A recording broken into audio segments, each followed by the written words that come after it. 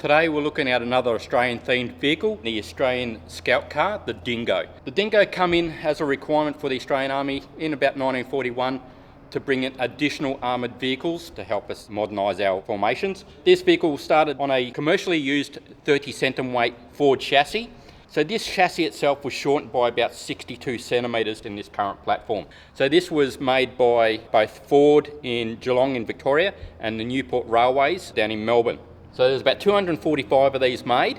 Two types of engines, both the Ford side valve or the flathead. From the first 186 of these vehicles come out with the 85 horsepower engine. These were prefixed with a letter C for the engine.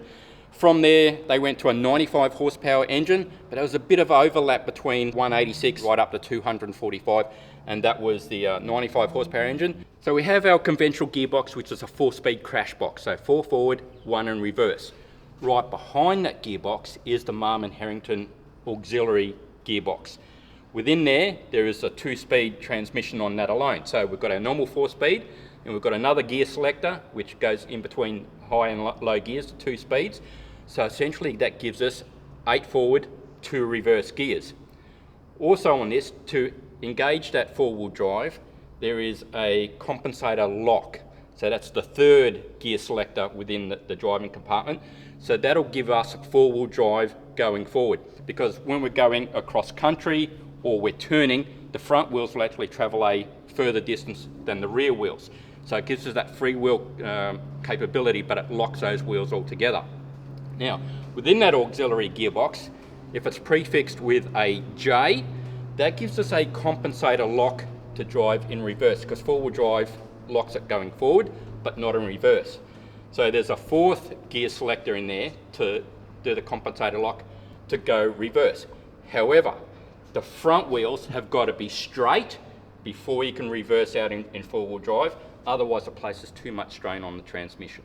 Because it's a Scout car, it wasn't meant to be well armoured as such. It's only really for the liaison role or a reconnaissance role. Along the front area here we have about 30 millimetres of armour. All around the rest of the side is about 10 millimetres of armour. This did change at a later stage when they looked at some modifications to this vehicle, because it was quite heavy. It was about 4.7 tonne just in this short body frame. So the problem with this vehicle being so heavy was that it could bog quite easily in mud and sand. So they did look at reducing it to 10 millimetres all the way around. The original tyres that were fitted to this were 18-inch tyres. They were fitted with run flats, so it didn't carry a spare. So essentially you could run this tyre if it was deflated. As part of that process of modernising or fixing the weight of this vehicle, they end up getting rid of the run flats and just fitted conventional rubber tyres. With this vehicle we have 2 fuel tanks. So they're at about 21 gallons or about 78 litres each, holds a total of 158 litres. The first few vehicles of this type that were produced were said to hold a 13-gallon auxiliary tank, which is about 160 litres. So the operational range with the 158 litres could give you about 523 kilometres, travelling at about 80 kilometres an hour on road. Just up here you have a sliding hatch. So this slides from on the inside, so it comes down and folds back down, and there's a couple of bump stops which it'll rest against. So this allows for ventilation with inside the vehicle, and also allows the commander who sits on the left-hand side here to actually stand up or pop his head out and have a look out, especially if he's in that reconnaissance role. This hatch was again later omitted in that improvement range, because what they wanted to do essentially was cut the vehicle from the top of the windscreen here all the way down to the back of the vehicle just here, again to reduce that weight from that 4.7 tonne. So on the left-hand side here is the commander. So he would also operate the Bren light machine gun that comes out of this aperture here. That Bren holds about 900 rounds, also complemented by a 303 rifle. Driver on the right-hand side, they could, if they needed to, have a 3rd crew member who would sit in the middle but to the rear.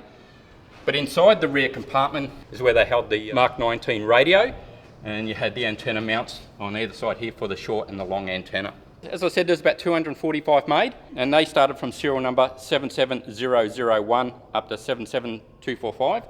But from 77200, these square type mudguards went to a round sheeted mudguard. By about 1944, getting into 1945, they pretty much become obsolete by 1945. So for what it was designed to do, it did have a few problems along the way with its front diff being a bit weak, but again, it was enough to complement the armoured formations that we did have within the Australian Army.